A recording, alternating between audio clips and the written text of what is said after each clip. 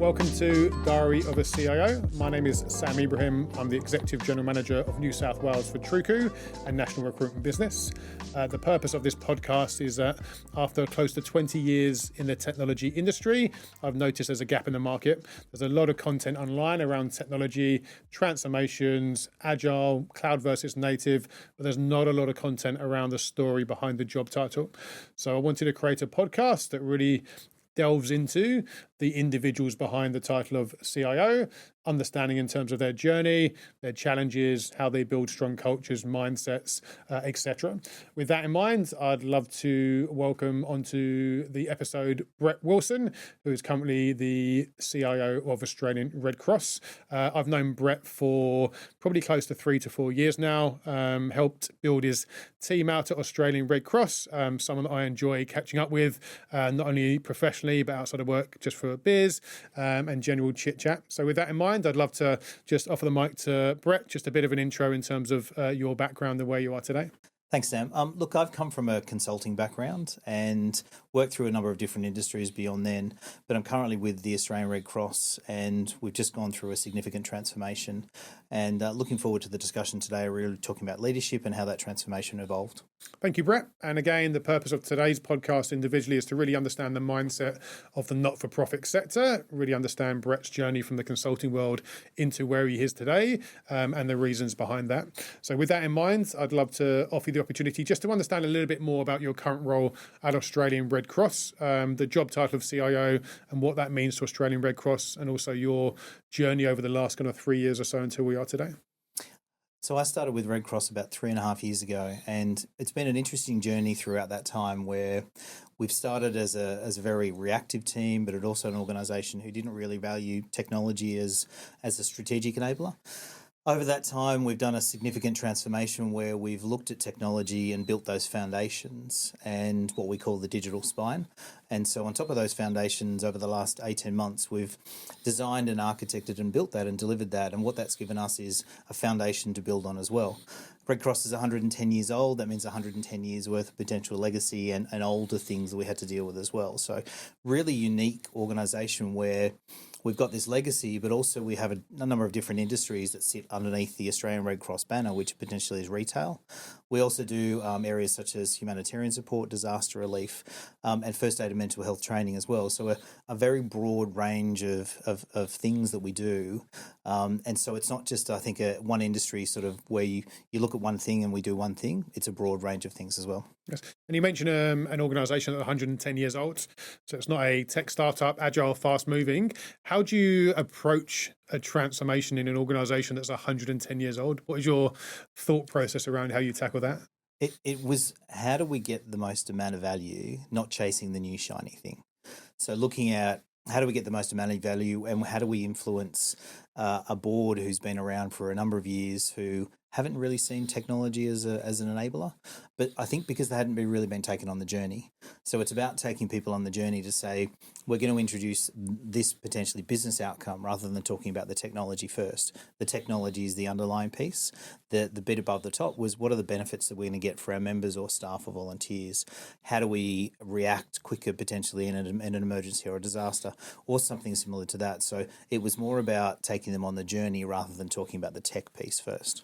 And I speak to a lot of CIOs, particularly CDOs and CISOs, which are fairly new C-level titles in the technology space. And a lot of their role is selling the value of what they do to board members who may be very much non-technical and consume their knowledge of technology from the media or from their friends. How do you approach taking those type of people on the journey when they might not be as technology minded as other stakeholders in the business? The key thing I think around that is framing the context for the individual instead of a bit of a cookie cutter approach where you would say, we're going to do this, it's going to cost $20 million and we're going to do this as an outcome. We were looking at a potential a CRM uplift. What does it mean to them? What's the value to them? And so the value to them is going to be we could potentially increase our donors. That means we can actually create more impact on the ground by increasing revenue. So I think it's reframing the context and the conversation to the individual rather than just the same generic sort of PowerPoint deck that you actually roll out each time as well.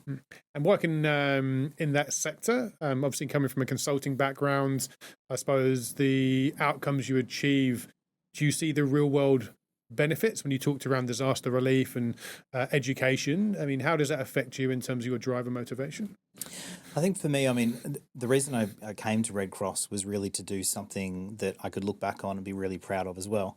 And so what I look at as Red Cross and what I've done and what we've managed to achieve is nothing short of sort of an amazing opportunity where we've jumped in, we've done a transformation that was really hard. We've got everybody on board, but I think also is we've ended up really, really great result where it's not just a transformation from a digital perspective, it's a transformation as the organisation as a whole, the way we operate, looking at different processes and redefining the way we work potentially in an emergency or a disaster. What is the outcome of that? It means we're more efficient. It means we can respond in emergencies quicker. It means we're then using less funds to actually operate as well. Okay. And from a mindset perspective, if you're building your mindset knowing that what you do every single day has a real world impact on the most needies of Australia, the people that need the help the most, how does that affect your mindset in terms of how you come to work and the people around you, taking them on the journey as well? I think the key thing around that one is how do you still progress forward? But I think it's about being really mindful around what technology you put in place and who you take along on the journey. And I think for me, coming from sort of consulting and then construction and then to Red Cross, it was a really different mindset from where you were, which was about making money, obviously, for an organisation, to shifting to we're now providing impact to people on the ground. And so the better we can do and the better the people from an organisation perspective. But I think the main thing about bringing people on the journey is you've all got to come with that right mindset. So, which is how do we create a better environment in case we activate for an emergency or a disaster, but also how do we increase funds coming through from our other channels as well. Really great team around you, I think, is important, but all on that same journey and making sure that we're following the same path. And that activation piece around disasters, how do you prepare for that? Obviously, with a lot of your education and support programs, you can plan that year, 2 years, 3 years in advance, have a good strategy around that. Disasters, very unpredictable. From an IT perspective, how do you prepare yourself for when a disaster hits that you are ready to support the business or organisation where it needs it? We always run through a number of scenarios. So over the course of a year and we're moving into what's perceived as bushfire season or emergency season. So what we'll end up with is running through a number of scenarios that will actually give us some, I guess, better outcomes. So we look at things we can improve on. So for response time, we have a national operations centre down in Victoria. We run activating that. So we spin the whole environment up and we spin it back down. How do we improve? How do we make sure we get that incremental improvement? And I think it's not about the big things we're going to see now because we've been doing it for obviously a number of years. It's about the small incremental improvements where we might be able to deploy 500 volunteers in 24 hours across 55 evacuation centres. And so how do we do that quicker, more efficiently, and how do we make sure we can get on the ground actually producing more impact as quickly as possible? And do you enjoy that pressure? I think coming from a consulting world, definitely levels of pressure there. I think Australian Red Cross and not-for-profit, definitely different types of pressure. How do they affect you, and which one how would you compare the two of them? I think just very different where the pressure we're a reactive organisation. We react to external environment factors that we can't control. And so if you look at the pressure about spinning an operation up at a very short amount of time, if there was a disaster, the quicker we can get spun up, the quicker we can actually get on the ground. Whereas if you look, I think back to potentially in consulting, there was pressure around delivering as well. But I don't think the key component behind that was we're actually affecting people's lives in a positive way when we have activated and we're actually out on the field. Yeah. And the people around you, I think I've placed quite a few people into your leadership team over the years, all very positive in terms of your leadership style. How do you build your mindset and your approach to, I suppose, dealing with those sort of scenarios to the people around you who may not be at the level that you are or coming from a similar background like consulting where you've had that diversity to build mindsets in different scenarios? I think it's about making sure that they're really well supported. And so if we activate, everybody, it's all hands on decks. And so what that means is they're all there in their specific specialist roles. I can't do any of their roles individually, but I'm there to collectively help them make sure that they're there and they can do their jobs. But also I think the key thing is move the roadblocks out of the way. So as soon as they hit the issue as a roadblock, you can move them out of the way. And what that means is they're there freed up to actually do what they are really great at. And so from our side, what that means, or from my side, what that means is they can then actually get on and do their jobs rather than having to deal with someone over here who wants something totally different. And I think one thing you said to me that really resonated with me over the years when I was working with you is that every dollar we spend on IT is $1 that we spend less on the people that really need our services. Operating that sort of environment, I mean, how do you operate and deliver the IT services that are needed in a very cost-centric environment? It is about watching our pennies, very much so. And the key reason is, and it goes back to, I think, what I said before, which was how do we make sure we get the most amount of impact out of the money we spend as well? And so we're very considerate around what we spend. We went through the digital transformation, and we were very fortunate to get some funding from obviously the board to proceed with that. Now it's about making sure that we continue on that with the optimization and building on top of that, so to refine the organisation to make it more efficient. The other thing I think would be is, imagine if I walked into a board in a corporate organisation and said, I want $5 million to roll out some specific program. They're going to look at what's that return on investment, which is a dollar figure. Whereas if I go into the board for Red Cross and say I want $5 million for the same outcome, they're going to say, well, we have to take it away from doing something in the community for you to do that. So I think it's about being really mindful on what we are spending money on, and looking at the impact as well. So what's that benefit realization? How do you do that cost benefit analysis to say there is going to be a huge uplift if we actually go and look at this? And that looks at emerging technologies as well. So obviously AI is in there at the moment and everyone's talking about AI. What does that mean for us? How are we going to get the benefits out of it? So we are looking across the board around what are the things potentially we could roll out, but being very mindful around we only have a limited amount of funding that we can spend. Yep. And from an organisation perspective, how would you describe the stakeholders in a not-for-profit compared to the more commercial world? And what is your approach to dealing with those different types of stakeholders to take them on the journey? I think you'd be surprised now, a lot of not-for-profits have some really great commercially minded people. Because I think there's been a bit of a shift where probably not-for-profits weren't the organisation to go and work for because they weren't really forward-thinking. But I think now, as a lot of people have realised that maybe working for a large corporate or a private entity is, after a period of time, it does wane a little bit. So you need a bit of a break away from sort of that environment, and shifting into a not-for-profit, you actually come in and actually realise you do some really great stuff. So the mindset I think is stop again. The mindset I think has changed where we've ended up with some really great corporate-minded individuals across the organisation in junior roles up to sort of senior roles as well. That enables an easier sort of telling of the story, because what it means is they really understand already what the benefits can be because they've seen it in a corporate organisation. Yeah. But I think if you've got a lot of people who have been there for quite some time as well. And I think for them, it's taking them through that change journey. What is it going to mean for them when we actually do something? So in other words, you used to do it this way. We're going to be able to do it this way. It's going to free up half of your time. So half of the time that you would have spent doing some admin work over here with the new technology, we will end up doing something far more valuable as well. I think it's important to remember that not-for-profits aren't or shouldn't be stigmatized with we're just a charitable organization. They are commercial entities, but the commercial aspect of it is that everything they produce goes back into the purpose of who they are as an organization, as opposed to shareholders and dividends. So I think that commercial mindset, bringing it to NFPs, people like yourself who've come from commercial backgrounds and decided to take that journey into the NFP world, we're seeing a significant uplift in terms of how they operate and the services they deliver as well. So that's really good to know. What about leadership? Obviously, placing people into your team, like what would you describe as a good leader, and how do you define like your leadership style for the people underneath you? I might answer the second question first. So I think my leadership style is, I'm not here to do someone's role. They are far more experienced in that specific specialist role than I am, but I'm here to move the roadblocks out of the way and make you feel really supported around you can achieve whatever it is that's thrown at you. In terms of probably what my team would think and what I expect of them is I have high expectations. If I bring you in to do a specific role, I need you to be able to potentially go and do it, but very well supported from me as well. My leadership team, I've got a great leadership team in there now. I know they can go out and work independently, and I will trust them in the decisions that they make. If there's something that I don't necessarily agree with, it might be a slightly different process in the way that I would do it.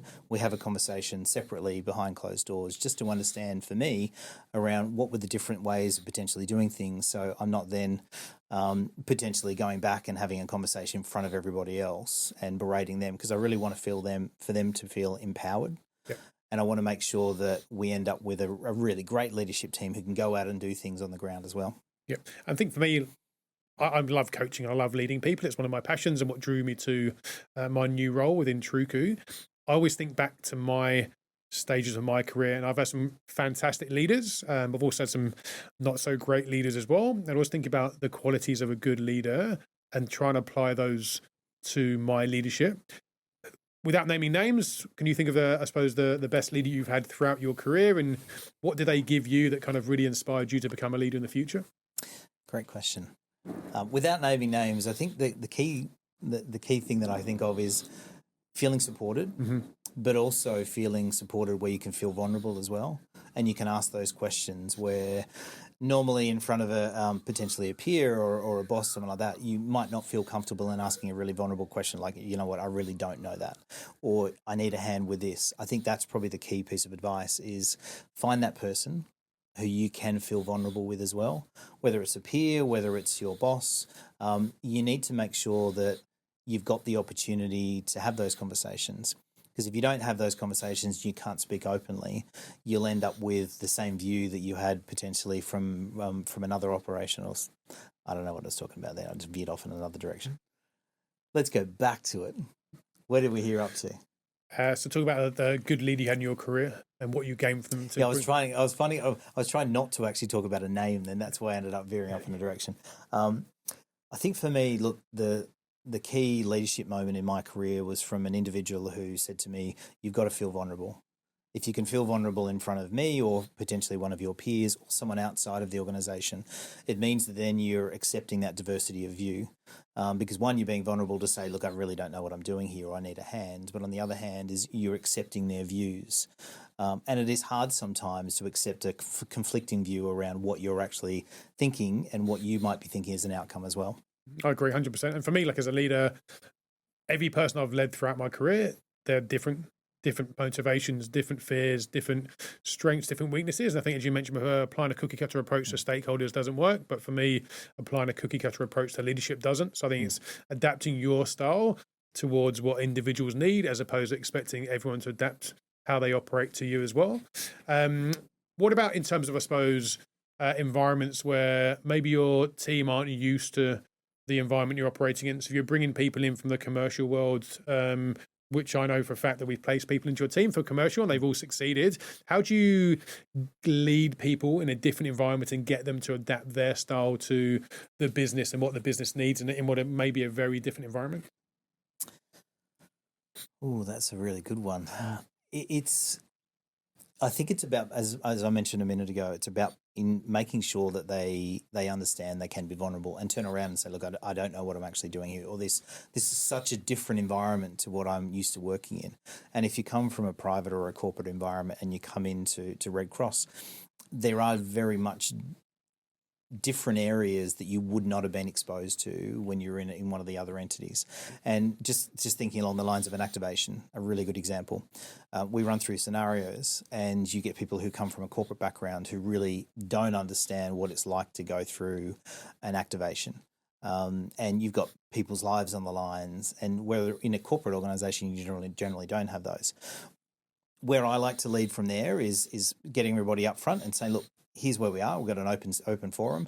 Let's make sure that everyone is comfortable around what we're actually doing. But then I think also is supporting them from behind as well as sometimes leading from them in front. Because sometimes I feel like you've got to take them on that journey for them to let them go, and then they can actually go off and do their own thing. Yeah, I agree. What about obviously managing? And something I've learned over the more recent years is the importance of managing up as well.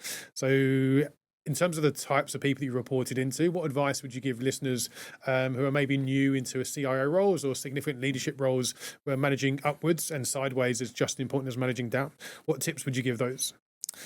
I think it varies on the individual. So if you're reporting into the CFO, they're interested in, is there a financial benefit in a positive or negative way, but also what's the value out of it?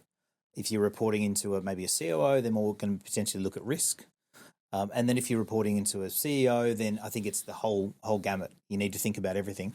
I think across the board, though, is make sure you're actually not talking about from a technical perspective. You're talking about what are the outcomes, what are the business outcomes, what's the business going to get, what are the perceived benefits. If you can talk to those in a real way, then you're probably going to get a lot across the line faster than turning around and saying, we're going to put a new CRM system in and it's going to be fantastic and it's going to give us data duplication, and everyone's eyes have glazed over by the time you've actually gone through the second sentence. Yeah. So it's for framing the conversation to the individual, but also thinking around what's their drivers, what's their motivators that you actually need to make sure they understand what the benefit of what you're going to do is. Yeah, that's great advice.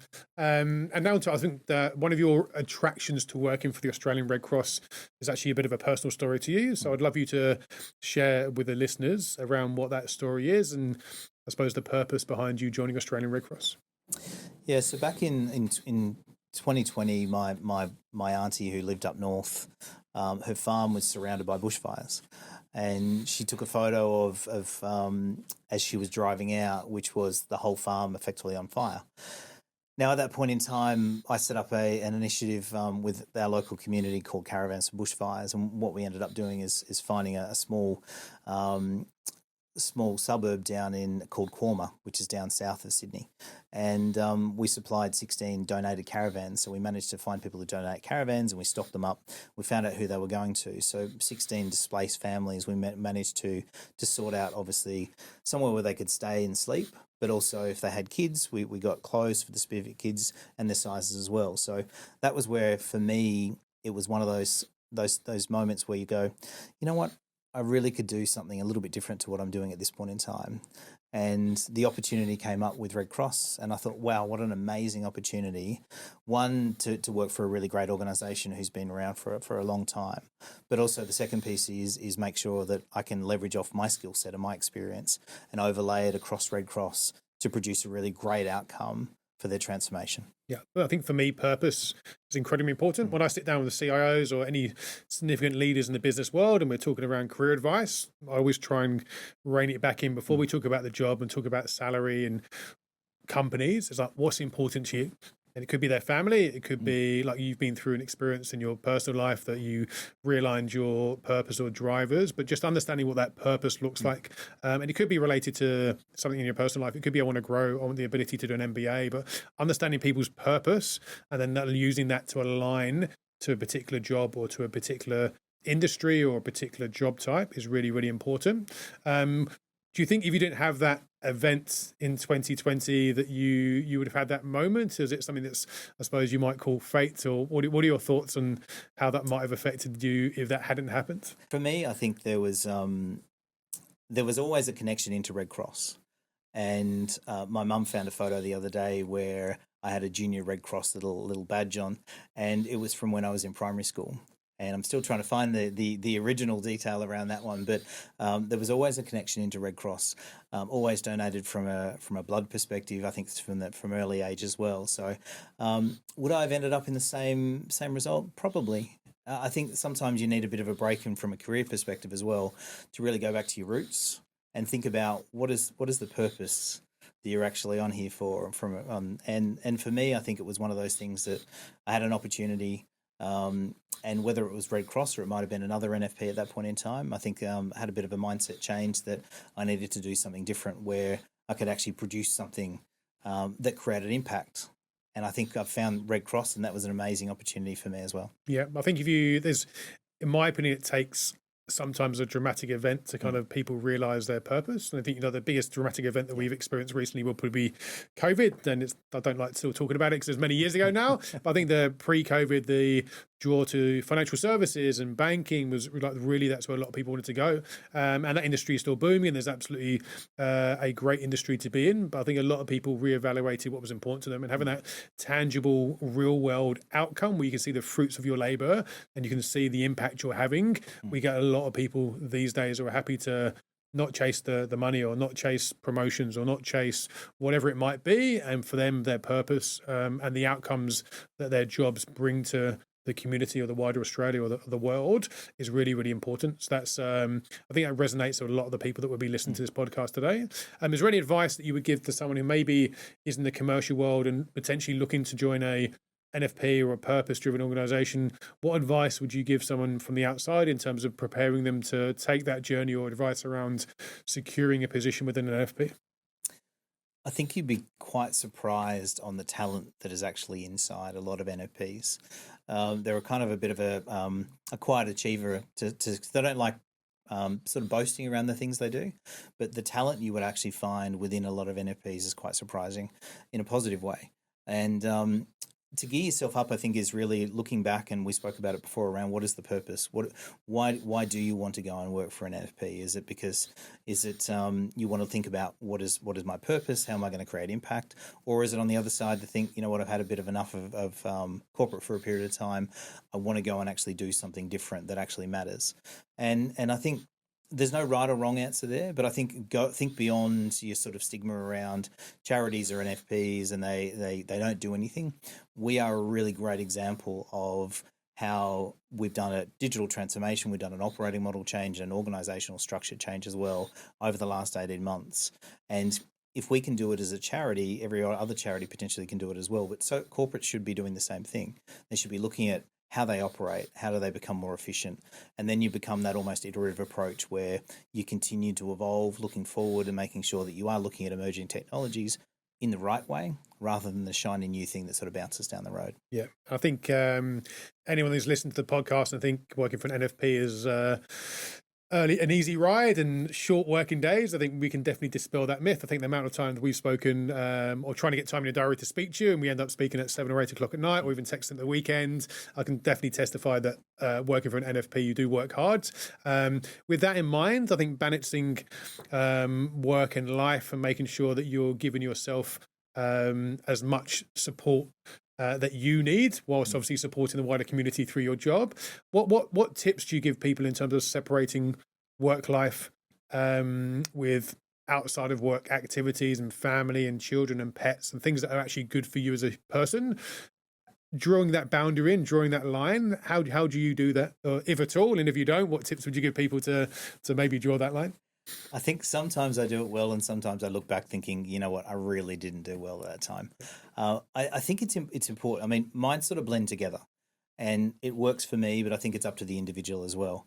I do like going for walks, and we'll take the dog for a walk in the morning before sort of work, and then grab a coffee, spend time with the kids on the weekend. But I think it's finding that sweet spot to make sure that you're happy with the amount of time you're spending at work and happy with the amount of time that you spend on what you're doing at home. I kind of like a bit of peace and quiet in the morning. So I've got a couple of teenage girls. So I get that peace and quiet in the morning. Whereas I've got other friends who are more adapt to working more late at night time. So that kind of works for them as well. It is a bit of a balance, finding both. But I think the key thing I probably would say here is make sure you go out and actually spend a bit of time on yourself in development as well, and go out and move around. Exercise is one of those forms where you have a walking meeting and you get so much more productivity out of that walking meeting because your mind is actually more active as well. Sitting in front of a screen for 8 hours a day isn't great for anyone. And I think it's that ability to pop out, go for a walk, have a conversation with a colleague. So have that 30 minutes of walking meeting as well. I think it's really important to find that balance between working and sitting there for an 8-hour day and jumping up and going for a walk, to potentially working all weekend as well. But sometimes you have to do it. And you mentioned before about, yes, we do work pretty hard, obviously, within Red Cross as well, because I think we're looking at what's the best outcome we can actually produce. And sometimes you have to work a bit more and sometimes it's a bit less, and it kind of works out in the wash. But I would strongly say your health and well-being is the most important thing to you, and you need to make sure you prioritize that as well. Yeah. And so you talked about kind of growth there and development. For me, like, there's lots of activities I do that I really enjoy in my role as well, like leadership, coaching, strategy, branding, marketing, all of that, trying to bring it together and kind of focus on that to help grow and develop the business and grow the people around you. As a CIO, like, fundamentally your role is quite similar from one organization to the other. So when you talk around self-development and learnings, how do you identify what you need to self-develop and learn, and how do you, I suppose, come outside of your comfort zone and grow knowing that I suppose a CIO function is fairly similar in organisations? I think the roles changed though. The roles significantly changed over the last sort of 5 years. Prior to 5 years ago, maybe 10 years as well, is a CIO was one of those people that kind of sat in the corner with their tech team and they were a cost center. Now, if you look at every organization, is without technology, they would not function. So the CIO now has a seat at the table. And that's a great thing. Yep. But it's also one of these things about careful what you ask for as well, because now the expectation is the CIO is going to be able to go in there and market themselves. The CIO is going to potentially go in there and what's the risk associated with doing something as well. They're going to look at the financial. What does that view look like? What's that return on investment? It's changed that significantly. Whereas, and I think the development piece for CIOs is from a broad perspective. You can't just pick one or two things. My recommendation would be to go out and potentially, if you haven't, is go and do an MBA. So you have that really broad experience of marketing, around budgeting, around finance, around risk. Make sure, though, you keep in touch with the broader sort of emerging trends. Whether it's you sign up to Financial Times and you kind of look in there or something else. I think it'd be really important to make sure that you do keep up. Make sure you set aside a little bit of time each week, maybe an hour, to go and spend looking at what are the themes that are coming through as well. Yeah. And you mentioned earlier, just a second ago, around kind of what you do outside of work. What's your main passions and hobbies outside of your family? I have a little boat, so I like to go out, and it's a bit cold at the moment, but I like to go out and spend some time out on the water. That completely disconnects you from everything. And do you leave your phone at home, or do you take it with you? No, somewhere where we go. Well, the phone generally goes into a little bag, and then you don't touch the bag. Yeah. So that's one good thing. Try a bit of fishing, but not really successful at that. The other one is trying to get back into a bit of exercise for me, which is my plan is over the next 12 months is to go and do a half marathon. So that's my goal at the moment. So really important to have obviously goals that you're working towards, but don't be dissatisfied if you potentially don't get to it on the same time. Just keep going until you do. Yeah. So I think probably, and I do need to spend a bit more time on myself and making sure that I develop sort of myself as well. I'm not getting any younger. And so I want to be around for sort of my kids and my kids' kids. Yeah. And so I think it is important about finding those hobbies outside of work that you can completely go and disconnect. And what I've found is sometimes is when I'm working through a problem potentially at home, I might actually think about a work problem, might be able to solve that. For some reason, the two kind of gel together as well. Yeah. And you mentioned setting yourself goals for like personal achievements, like running a half marathon. In the business world, you're held to account by outcomes by the business and by stakeholders. How do you hold yourself to account to get up in the morning and go for a run, or to take the dog for a walk, or get out on the boat? And when you've got busy stuff going on in your life, what's your approach to holding yourself to account for the outside of work activities? Probably the easiest answer to that one is, if I don't look after myself, I'm not going to be able to go and do those other things. The things that take a long time and a lot of intense sort of thought and understanding around what do I need to produce as an outcome here.